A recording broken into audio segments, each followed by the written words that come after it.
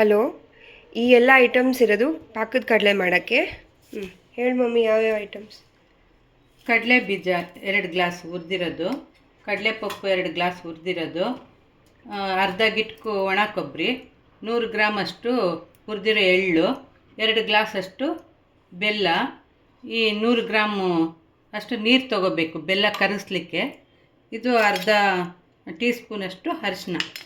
Okay, ಯಾವ ಗ್ಲಾಸಲ್ಲಿ ಇದು ಅಳತೆಗೆ? ಪಾವು ಗ್ಲಾಸಲ್ಲಿ ತೊಗೊಂಡಿದ್ದೀನಿ. ಓಕೆ, ಈ ಗ್ಲಾಸಲ್ಲಿ ನಾವು ಎಷ್ಟನ್ನ ತೊಗೊಳ್ಳಿ, ಕಡಲೆ ಬೀಜ, ಕಡಲೆಪಪ್ಪು, ಬೆಲ್ಲ ಒಂದೇ ಪ್ರಪೋರ್ಷನಲ್ಲಿ ಇರಬೇಕು. ಓಕೆ, ಈ ಬರಾತ ಮುಂದೆ ಮಾಡೋಕ್ಕೆ ಅಂತ ಈಗಲೇ ಪ್ರಿಪೇರ್ ಮಾಡ್ಕೊಂಡಿರೋದು. ತುಪ್ಪ ಬಳಿದು ಇಟ್ಕೊಂಡಿದ್ದೀವಿ. ಬೆಲ್ಲ ಕರಗಿಸಿ ಪಾಕದ ಕಡಲೆ ಬಂದಿದ ತಕ್ಷಣ ಅದನ್ನು ಸುರ್ಕೊಂಬಿಡಿ. ಇವಾಗ ಬೆಲ್ಲ ಕರಗಿಸಿ ಸೋಯಿಸ್ಕೊಂಡು ದೊಡ್ಡ ಬಟ್ಲಾಗಿ ತೊಗೊಂಡಿದ್ದೀವಿ, ಚಿಕ್ಕದಲ್ಲಿ ಬೆರ್ಸೋಕ್ಕಾಗಲ್ಲ ಅಂತೇಳಿ. ಓಕೆ,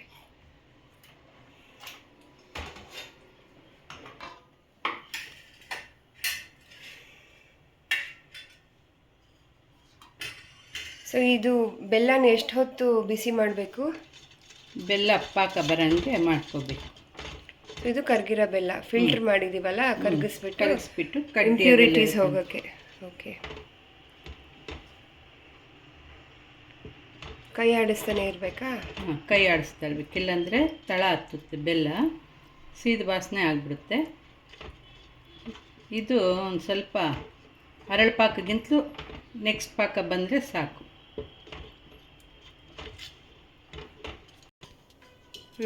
ಇವಾಗ ಪಾಕದಗಳೇ ಅಂಟು ಬಂದಿದ ತಕ್ಷಣ ಅದಕ್ಕೆ ಹಾಕ್ಲಿಕ್ಕೆ ಎಲ್ಲ ಐಟಮ್ಸು ಒಂದೇದ್ರಲ್ಲಿ ಮಿಕ್ಸ್ ಮಾಡ್ಕೊತಾ ಇದ್ದೀವಿ.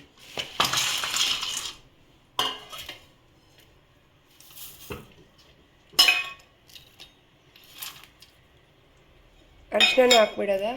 ಹಾಕ್ಬಿಡು, ಎಲ್ಲ ಮಿಕ್ಸ್ ಮಾಡಿ.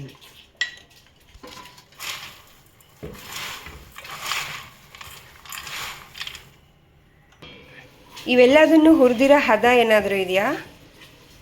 ಕಡಲೆ ಬೀಜನ ನಾವು ಸ್ವಲ್ಪ ಫ್ರೈ ಮಾಡೋವಾಗ ನೋಡ್ಕೋಬೇಕು. ಹಿಂಗೆ ಪ್ರೆಸ್ ಮಾಡಿದ್ರೆ ಸಿಪ್ಪೆ ಸುಲಿಲಿಲ್ಲ ಅಂದರೆ ಸರಿಯಾಗಿ ಅದು ಹಸಿ ಇದೆ ಅಂತ ಲೆಕ್ಕ.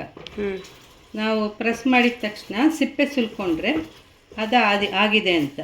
ಒಂದು ಬೀಜ ತೆಗೆದು ಬಾಯಿಗೆ ಹಾಕ್ಕೊಂಡ್ರೂ ಗೊತ್ತಾಗುತ್ತೆ. ಹಸಿ ವಾಸನೆ ಇದ್ದರೆ ಇನ್ನೊಂದೆರಡು ಸಲ ಹಂಗೆ ಕೈ ಆಡಿಸಿದ್ರೆ ಸಾಕು. ಕಡಲೆಪಪ್ಪು ಹಿಡಿ ಬೆಚ್ಚಗಾದಂಗೆ ಆದರೆ ಸಾಕು. ಕೊಬ್ಬರಿ ಬೆಳಗಿರೋ ಹಂಗೆ ಸ್ವಲ್ಪ ಹುರ್ಕೊಂಡು ತೆಗಿಬೇಕು. ಎಳ್ಳು ಸಿಡಿಬೇಕು.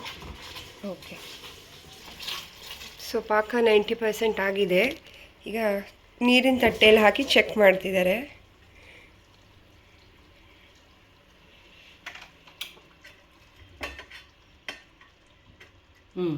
ಪಾಕ ಬಂದಿದೆ. ಈಗ ಈ ಥರ ಬರಬೇಕು ಪಾಕ.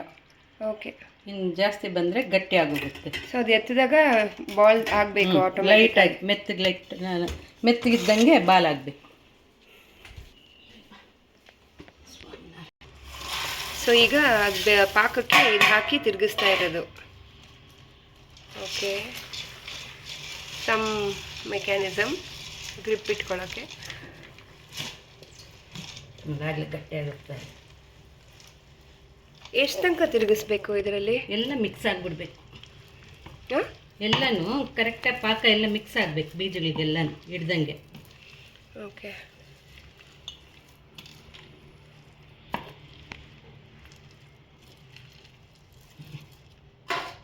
ಈಗ ಸೊ ಈಗ ಗ್ರೀಸ್ ಆಯಿಲಿಂದ ಇಲ್ಲ ತುಪ್ಪದಿಂದ ಗ್ರೀಸ್ ಮಾಡಿರೋ ಪ್ಲೇಟ್ ಮೇಲೆ ಹಿಂಗೆ ಹರುಕೊಂತ ಇದೆಯಾ ಅಷ್ಟೇನಾ? ಉಂಡೆ ಕಟ್ಟಲ್ವಾ ಮಮ್ಮಿ? ಬೇಡ ಅಂತ ಬೇಕು ಅಂತ ಬಿಸಿಲು ಕಟ್ಟಬೇಕು. ಕಟ್ತಾ ಹೋಗಿ ಒಂದೆರಡು ಸ್ಯಾಂಪಲ್ ತೋರಿಸಿ ಹೆಂಗೆ ಕಟ್ಟೋದು ಅಂತ. ಕೊಬ್ಬರಿನ ತುಡಿಲಿಲ್ವೇ ನಾನು? ಸೊ ಇದು ಡ್ರೈ ಆಗ್ತಿದ್ದಂಗೆ ಪಾತ್ರೆಯಲ್ಲಿ ಕೊರಿಯೋದು ಕಷ್ಟ ಆಗಿಬಿಡುತ್ತೆ. ಸೊ ಚಕ್ ಅಂತ ಟ್ರಾನ್ಸ್ಫರ್ ಮಾಡ್ಕೊಂಬಿಡ್ಬೇಕು. ಈಗ ಸ್ವಲ್ಪ ತುಪ್ಪ ತಗೊಂಡು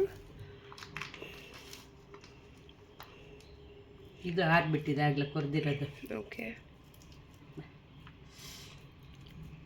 ಸಿಗ್ತಾ ಇಲ್ವಾ ಉಂಡೆಗೆ? ಆರ್ಬಿಡ್ತಾರೆ. ಓಕೆ, ಸೊ ಹಿಂಗೆ ತಟ್ಟೆಯಲ್ಲೇ ಹಾಕ್ಬಿಟ್ಟು ಒಂದು ನಿಮಿಷ ಇದು ಎಷ್ಟು ಟೈಮ್ ಡ್ರೈ ಮಾಡಬೇಕು ಇದನ್ನು ತಿನ್ನೋಕ್ಕಿಂತ ಮುಂಚೆ? ಆರಿದ್ರೆ ಪರವಾಗಿಲ್ಲ, ಬಿಸಿ ಬೇಕು ಅಂದರೆ ತಿನ್ಬೋದು. ಅದಕ್ಕೇನು ಪ್ರಿಸರ್ವ್ ಮಾಡಬೇಕು ಅಂದರೆ ಫುಲ್ ಆರಬೇಕು. ಒಂದು 4-5 ಅವರ್ಸಾ? ಅಂಥದ್ದೇನಿಲ್ಲ, ಥಂಡಿ ಮೇಲೆ ಲೆಕ್ಕ ಅಷ್ಟೇ. ಸೊ ಅಷ್ಟೇ, ಪಾಕದ ಕಡಲೆ ರೆಡಿ. ಮಡ್ಲಕ್ಕಿ ತುಂಬುವಾಗ ಇದು ಅದರ ಜೊತೆ ಕೊಡ್ತಾರೆ. ನಾನು ಈಗ ಇದು ಫುಲ್ ಕೋಲ್ಡಾಗಿ ಕಂಪ್ಲೀಟಾಗಿ ಕೂಲ್ ಆದಮೇಲೆ ಪ್ರಿಸರ್ವ್ ಮಾಡಬೇಕು, ಪ್ಯಾಕೆಟಲ್ಲಿ ಪ್ರಿಸರ್ವ್ ಮಾಡ್ಬೋದು.